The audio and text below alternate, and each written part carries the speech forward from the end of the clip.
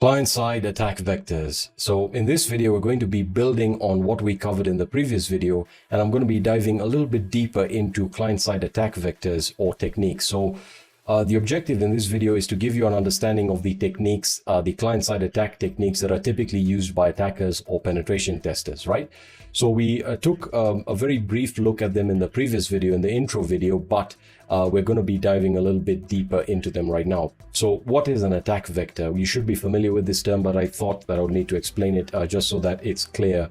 So in the context of penetration testing, an attack vector refers to a path or a method that is used by an attacker to exploit vulnerabilities or weaknesses in a system, network, or application. Attack vectors are the specific avenues through which an attacker gains unauthorized access, achieves malicious objectives, or compromises the security of a target environment. Penetration testers simulate or emulate these attack vectors to identify and assess vulnerabilities, measure the effectiveness of security controls, and provide recommendations for improving an organization's overall security posture. So this just refers to techniques or methods that attackers or pen testers use to either to perform a specific action for a specific objective, or simply put, to exploit a particular vulnerability. Now, in the case of client-side attack vectors, this essentially refers to the various client-side attack techniques that you can utilize to perform or facilitate client-side attacks for the ultimate objective of gaining initial access. So here are some of the most common and effective client-side attack vectors used for initial access by attackers or penetration testers. So obviously we have social engineering. How does this work? Well, we have phishing emails. Phishing emails are deceptive emails with malicious attachments or links to trick users into clicking or downloading malware that again look legitimate. They could be in the form of a document or a zip archive. It really doesn't matter as long as you get the employee or the target to download it and run that or open that file on their computer. You then have social media engineering, which is very, very important. So this involves creating fake profiles to connect with users or employees of a particular organization and deceive them into clicking on malicious links or downloading infected content. So this really involves leveraging very specific social engineering skills that involve interacting with employees via channels like social media, etc., and establishing a relationship with them and trying to get or extract information from them, or potentially even getting them to click on the very same link that you would have sent via a phishing email. You then have pretexting, baiting, or tailgating. So these are the various tactics that are used to manipulate users into divulging sensitive information or performing actions that facilitate the attack. So in the case of pretexting, this refers to the techniques to make your communication or the delivery of the payload look more legitimate, essentially trying to convince the target employee to do what you're telling them to do, which can be to open a link, provide credentials, or to download a malicious attachment. That also kind of involves baiting, but baiting is where you use things like offers, or you tap into human psychology by saying, click on this, or, we're a company that is looking to offer you a better package. Check out our job requirements here, or our compensation package. It's in this Excel file or Excel sheet. That again works quite well, and employees are likely to click on that. And then tailgating, again, leveraging your relationship. This is more of a physical social engineering attack. So let's say the target organization has a physical office, and you establish a relationship with one of the employees. When I say relationship, I mean a friendship, formal or informal. And you go over into the office and you try and use their access into that office, or try and follow them into that office to gain physical access to the actual network, or the company's office and their internal network. You then have, of course, your malicious documents or payloads, which would fall under phishing, but I want to keep them separate because they can be delivered in a plethora of ways. But these are, crafted documents, for example, office files, PDFs, etc., with embedded macros, scripts, or exploits that execute malicious code upon being opened.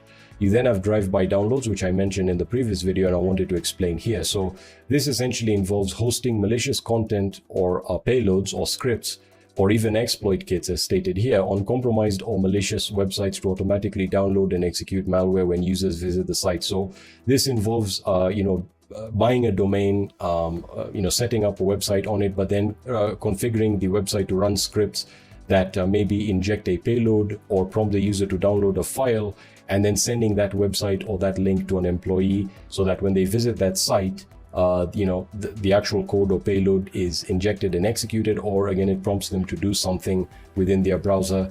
And then, of course, you have watering hole attacks. So this is the process of compromising websites frequented by the target audience and injecting malicious code or links to infect visitors' systems. So this is where you perform reconnaissance on a target organization and realize that they visit a particular nondescript website. I'm not talking about a social media site, but a specific site that they might be visiting for whatever reason.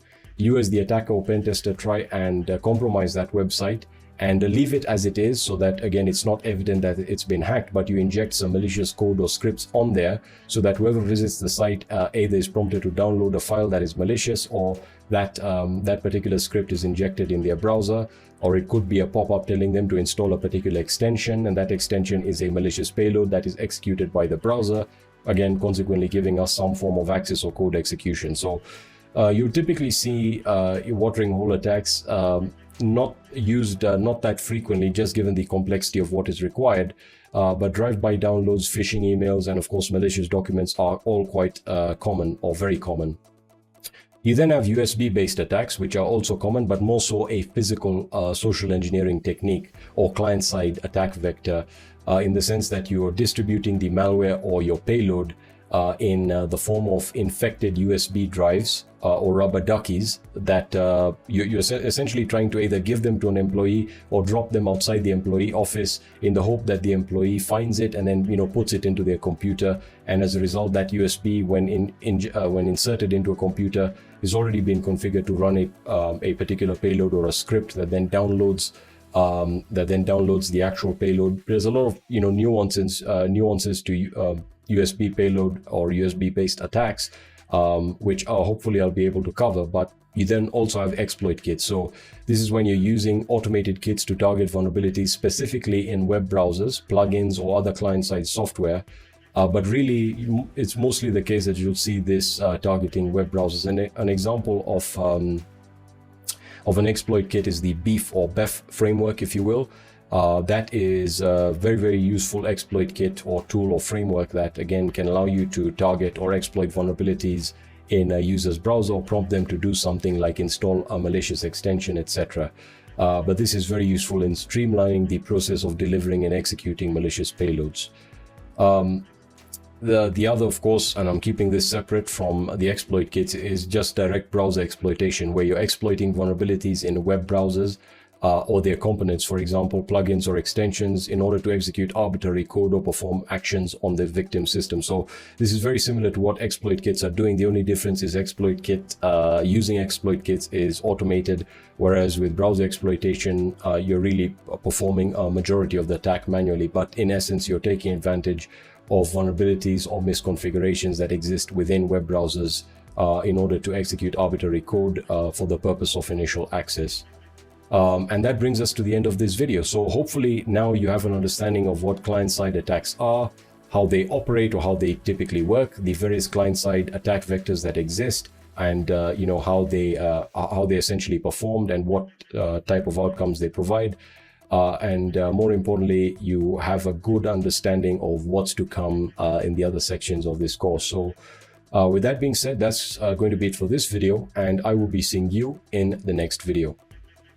Client-side information gathering. So now that we've gone through the fundamental or introductory section of this course, it's now time to take a look at client-side information gathering or reconnaissance. So if you remember in the previous section, more specifically the introductory video, where I gave you an introduction to client-side attacks, I outlined a general methodology to follow. Now, as I said in that video, the methodology is not something to live by or to die by, for lack of a better expression, but it's essentially a methodology that I have developed over time, and it's built on the MITRE ATT&CK framework, as well as the cyber kill chain by Lockheed Martin, and essentially outlines the process or the phases that you would go through when performing a red team operation or a pen test, but in this particular case adapted or modified to suit the needs of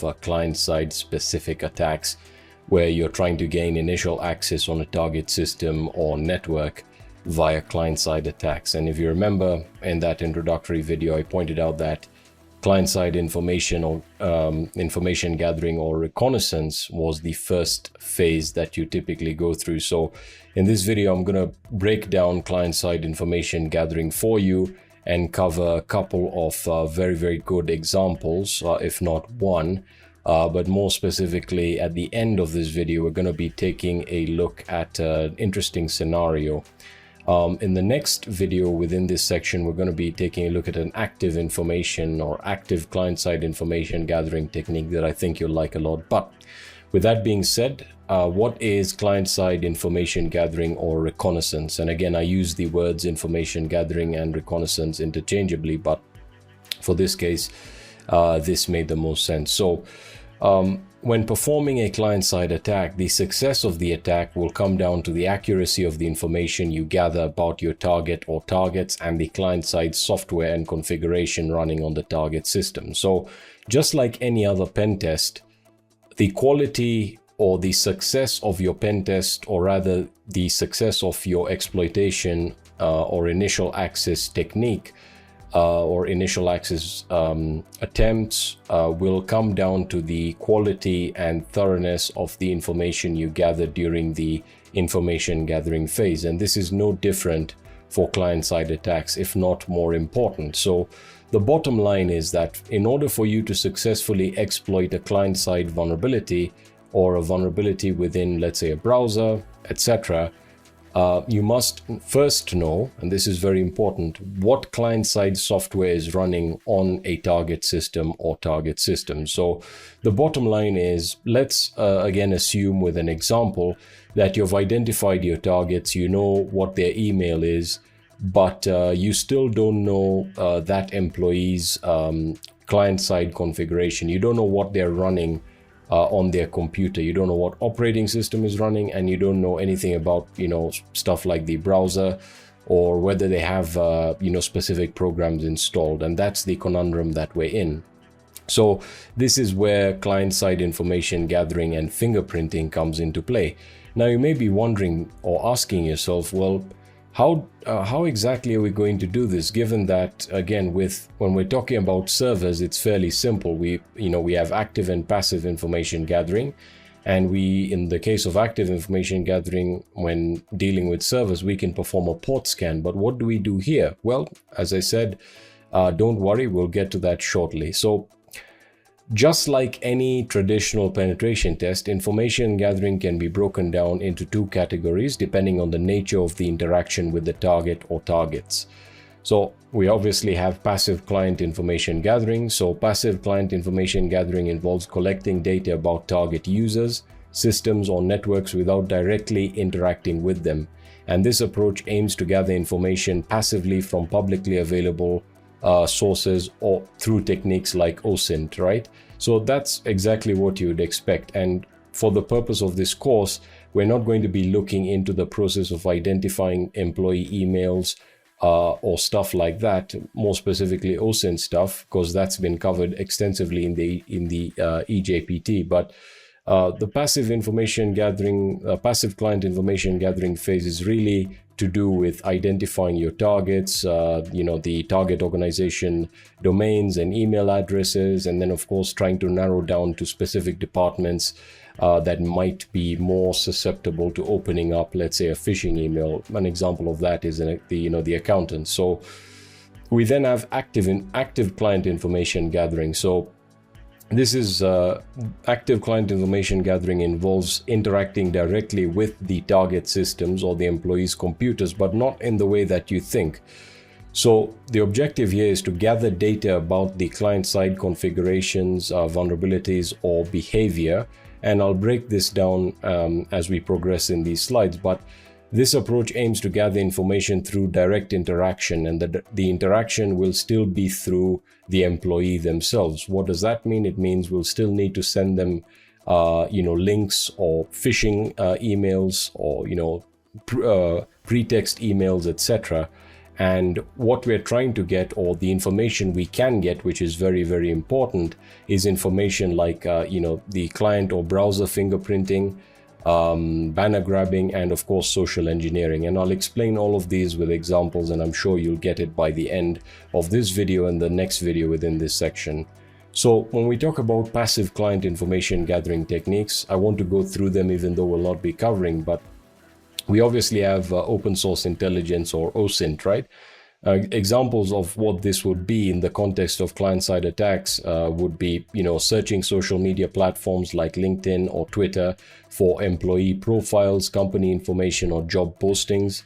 It'll also involve, browsing public forums or websites for discussions about the organization or its technologies. That's also quite useful. And the tools you typically use here are, Google Docs for advanced search queries, Multigo for data visualization and link analysis, and of course a tool like the Harvester for email harvesting, where you essentially provide the organization name or a domain, and the Harvester automates all of this for you with regards to publicly available data sources, and gives you a list of employee emails that you then need to further sort through. But the bottom line is this has already been covered in depth in the previous certification, which was the EJPT. So we're not going to be focusing on passive client information gathering techniques. Now, obviously, diving a little bit deeper into search engine reconnaissance, an example of this would be using advanced search queries on search engines like Google to discover publicly available information about target individuals, organizations, or systems. And this makes sense, but the difference is you're going beyond Google Docs by utilizing search engines like Shodan, or trying to extend your searches through other search engines that may provide you with a bit more information and context regarding your targets. Now, moving on to the most important category of client-side information gathering, and that is active client information gathering. So I'm going to list out, and this is based on my experience as well as the experience of many other pen testers or red teamers that I've talked to, as well as threat intelligence, or a lot of the threat intelligence that I do. This is typically what adversaries or APT groups will do. The first technique is client fingerprinting, right? Which is a very broad term, but we'll narrow it down. So client fingerprinting is a technique that's used to gather information about a user's web browser and software stack. When I say software stack, I'm referring to any other programs that might be installed, or the underlying operating system. And this is done in order to aid in the development of tailor-made or client-specific payloads for initial access. So this all goes back to the first slide. How can you develop payloads or malicious documents without knowing whether the employee that you're targeting, without knowing whether their computer rather has Microsoft Office installed or has a particular browser installed? How would you do that? You'd essentially be shooting in the dark. And client fingerprinting, more specifically browser fingerprinting, is very useful at telling you, or giving you the key information that you need to know. For example, how would you know the client might they might be having Microsoft Office installed, but they could be using something like a Mac. You need to find that out before you actually start developing your payloads, or you go into the resource development phase. So in the context of client-side information gathering, client fingerprinting can be used to identify key information about the client-side software running on the target system. For example, browser and software, or rather browser and the browser version, the operating system and the operating system architecture. Now, you're not going to get all of this information, but I'm just giving you examples of what you're looking for. And you'll actually see this put into action in the next video when we'll be taking a look at client fingerprinting with a demo.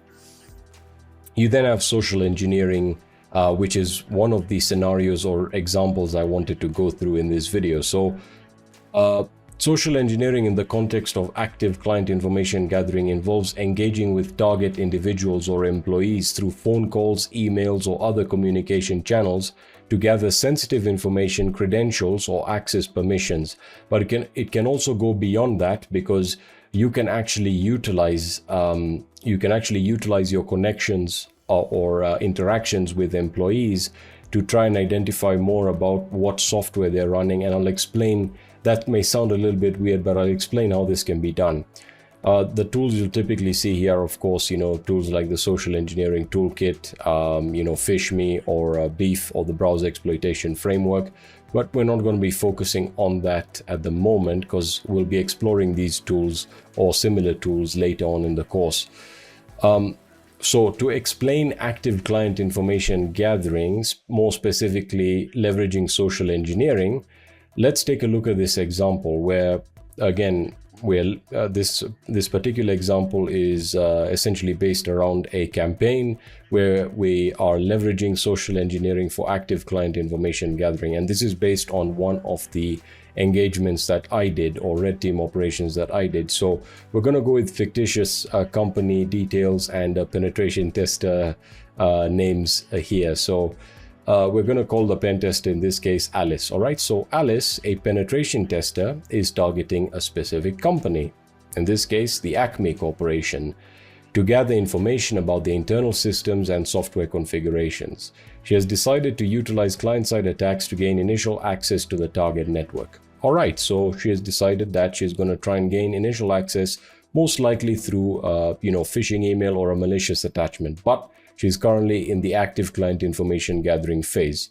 So she plans to utilize social engineering techniques to extract valuable information from the company's employees regarding their client-side software without raising suspicions. All right, so she doesn't know what software is running on the employees' computers, but if we continue on here, we can see that I've broken it down into phases. So the first phase is research and preparation. So Alice starts off by conducting reconnaissance on Acme Corporation's website and discovers that a job opening for a position relevant to her cover story. She learns that the company has an online resume upload functionality for job applications. Now you may be thinking, are we going to try and gain access via a misconfigured upload form? No. We know the site is fairly secure, but we're going to use this as our initiation of contact. So that's the next phase, initiating contact. So Alice creates a fictitious persona named Sarah Johnson and submits a resume to Acme Corporation's website using the resume upload feature. However, the resume in document format contains an embedded macro that triggers an error. It doesn't do anything malicious. Remember, we're just trying to see whether they have Microsoft Office, and we'll be able to actually confirm that shortly. But the resume contains an embedded macro that triggers an error when opened, simulating a corrupted document. So bottom line is, if the employee, the target employee, if they open it or try to open it, confirming that they have Microsoft Office, the macro just triggers an error, which essentially makes it look like the document is corrupted. So put yourself in the perspective of the HR employee who is just received this resume and is trying to open it. What's the next step? Well, the next step is for them to reach back out to Sarah Johnson, or Alice as we know her, and say, hey, the resume or the document you sent us isn't opening. And at that point, you as the pen tester, or rather Alice in this case, knows for a fact that they have Microsoft Office installed. Now, we can actually use this communication or this contact that we've established for a little bit more information, or we can use it to extract more information. So as you can see, the third phase is the response from the company. So Acme Corporation's HR department receives Sarah Johnson's resume, but encounters an issue when attempting to open the document. Okay, that confirms that they have Office. Now, suspecting a technical problem, they reach out to Sarah via email, informing her of the issue and requesting a resubmission or clarification. Fantastic. So what does Sarah do now? What does Alice do now? Well, she can actually exploit this opportunity a little bit further. So Alice, posing as Sarah, receives the email from Acme Corporation's HR department, and seizing the opportunity, she responds promptly, expressing concern and offering assistance. She then asks a seemingly innocuous question, and that question is, could you please let me know the version of Microsoft Word your team is using? I want to ensure compatibility with future submissions. Essentially saying that, my bad, I think this might be a compatibility issue. Just send me or tell me the version of Microsoft Office that's being used, and that'll give me or will allow me to send you the correct version. And what we're fishing for here is more information about the version of Microsoft Office installed, because as you know, there are different versions that have different support, especially when it comes down to security features or execution of macros. So we then have phase 5, which is information gathering. So Acme Corporation's HR representative, unaware of the malicious intent, responds to Sarah's inquiry, providing details about the company's Microsoft Word version. And again, you can change or replace Microsoft Word with any other queries regarding software being used, right? So bottom line is that the HR representative responds with that info, and this is an example of how to perform active client information gathering via social engineering. It's all about trying to learn more about what the employees are running or what's running on the employees' computers or the computers that you'd like to target. So phase 6 is analysis and resource development. So Alice, now equipped with information about Acme Corporation's Microsoft Word version, uses this to either A, identify potential vulnerabilities or compatibility issues, or B, and most importantly, she may also use it to tailor future social engineering attacks or craft malicious payloads targeting specific software versions, or in this case, generate malicious Word documents that again will work on the version of Microsoft Office that is running on Acme Corporation's HR, or rather the computers of the HR department of Acme Corporation. So bottom line is, now that she knows what she's dealing with, she can again, you can further extrapolate and try and extract more information from the target. But bottom line is, you're just trying to use a communication channel with an employee to try and find out a little bit of info. And again, you don't have to be direct, and that's actually one of the key caveats, is you want it to be as natural as possible. And this example that I just gave you works quite a bit. And of course, I'm not encouraging this. Of course, please remember, any techniques that I'm outlining here in this video and in other videos within this course are strictly for educational purposes. So make sure to, again, keep legality in mind. That brings us to the end of this video, and as I mentioned in the beginning, the objective here was to give you an introduction, or rather everything you need to know about client-side information gathering. We've taken a look at a couple of techniques, more specifically, active client information gathering techniques like social engineering. We're now going to be taking a look at another active client information gathering technique called browser fingerprinting. In this particular case, we'll be utilizing a demo, not a live lab on INE's platform, but a demo that you can follow along with your own virtual machine or your own system. So that's what we're going to be doing in the next video. And with that being said, that's going to be it for this video, and I'll see you in the next video.